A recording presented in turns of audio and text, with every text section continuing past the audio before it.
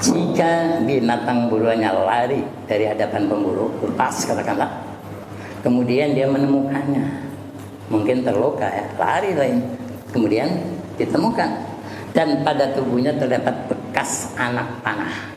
Bisa saja dipanah, dia masih bisa lari, gitu kan, belum mati, gitu kan. Kemudian ditemukan itu ya, ada bekas anak panah, dan tidak ditemukan bekas yang lain, hanya anak panah. Sementara dia berburu dengan anak panah tadi kan, nggak ada bekas lain, maka dagingnya boleh dimakan. Berarti itu cukup jelas, berarti memang panahan kamu, cuma dia nggak langsung mati gitu kan, masih lari, pas ketemu ya dia mati, cuma hanya ada bekas panah, nggak ada yang lainnya.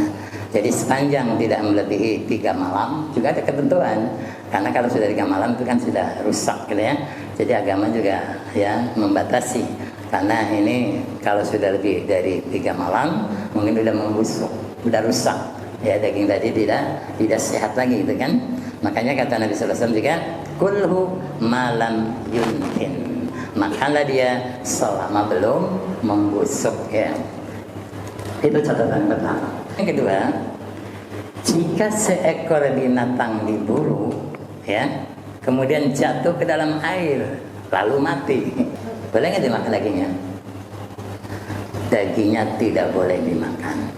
Kenapa?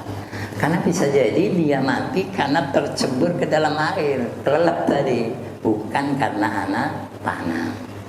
Makanya mungkin kalau kita lihat di kontemporer ya, harta haram ya, Dr. Herwanti kan diantaranya kalau di negeri kan menyembelih ayam kan pakai apa, mesin putar gitu, ada kayak pisau, habis itu dilempar ke kolam air hangat itu yang menjadikan syubhat ini. Ini matinya karena direndam di air hangat atau karena terpotong leher atau urat yang kemarin kita bahas.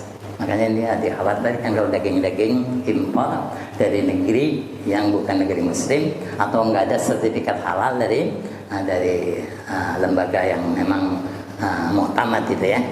Jadi sekali lagi ini perlu penekanan, jika seekor binatang yang diburu tadi jatuh ke dalam air, mungkin di sungai, mungkin di mana gitu ya, lalu mati, maka dagingnya nggak boleh dimakan. Kenapa? Karena nggak tahu, bisa jadi matinya bukan karena anak panah, bukan karena tombak misalnya, tapi karena dia tercebur ke dalam air, tenggelam, nggak bisa bernafas. Jadi matinya karena air tadi, bukan karena kena panah.